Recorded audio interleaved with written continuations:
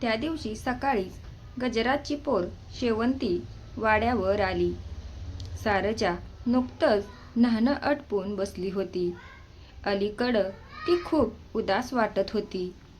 बाळारावचं वागणंही बिथरलं होतं.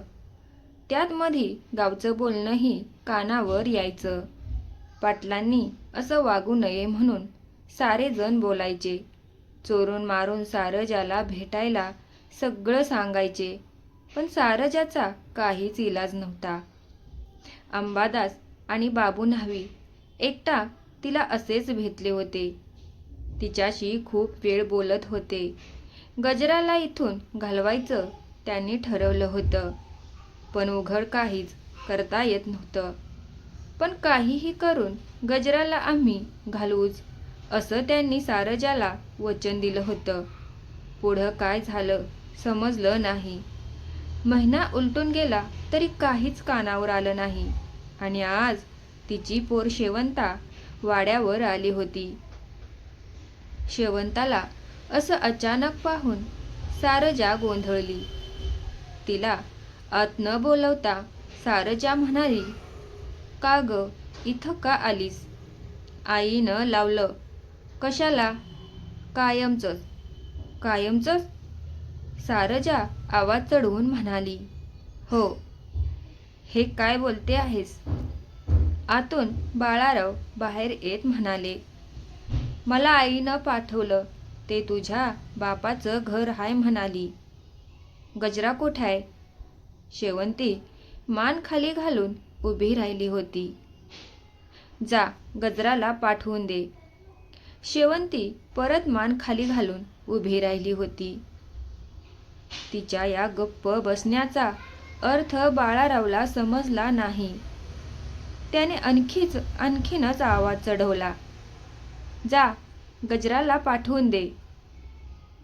"आईने जीव दिलाय," शेवंती शांतपणे म्हणाली. "आ? कवा?" "रात्री विहिरीत उडी टाकली तिने." "का?" बाळाराव धसका सहन करीत म्हणाले, "मला माहीत नाही. रात्री माझ्याशी लई येळ बोलत होती. मी झोपी गेले आणि उठले तवा लई आरडाओरडा चालली होती.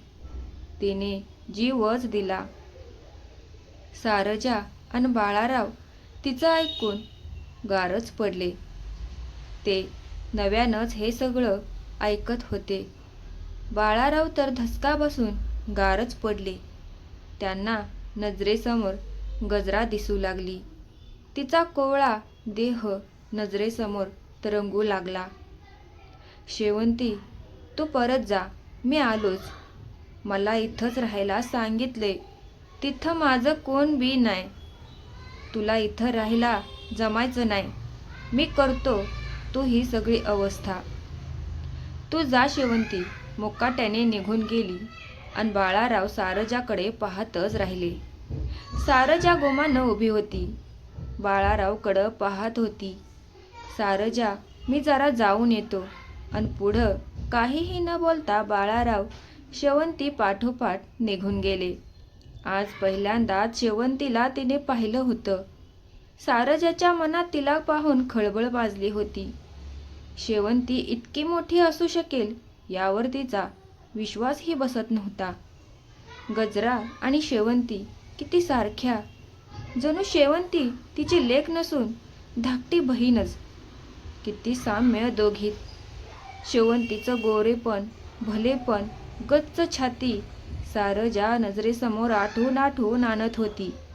शिवाय हे सारं आपल्याच रक्ताचं नातं होतं. गजरा मेली, पण तिने आत्महत्या का केली हे कोणालाच समजलं नव्हतं. एकटं बाबू न्हाव्याला तेवढं ठाऊक होतं. त्या दिवशी सारजा वहिनींना त्याने आश्वासन दिलं होतं आणि ते पार पडलं होतं. त्याच रात्री तो गजराला भेटला होता.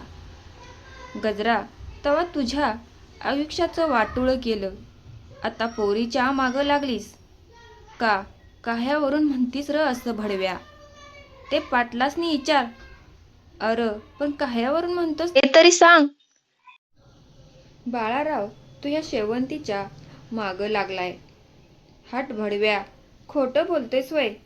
ते त्यांच्याच घराण्याचं रागात हाय. ते असं नाही करायचं. ते आपल्याच रक्ताव उलटणारी ती जात हाय. अन तुला अजून एक सांगू तुला जर यातलं काही शेवंतीनं सांगितलं तर पाटील तिला उभं फाडून खाईल म्हणाले. गजराच्या मनात कालवलं, खळबळलं. शंकेची पाल चुकचुकली.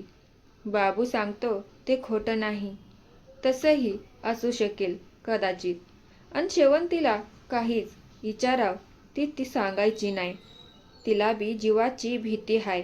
हे पाप पाहण्या परीस जीव दिलेला बरा. गजरानं मनोमन ठरवलं. पार पडलं. चला तर भेटूया कथेच्या पुढच्या भागात. कथा आवडली असेल तर लाईक करा, शेअर करा आणि माझ्या चॅनलला सबस्क्राईब नक्की करा.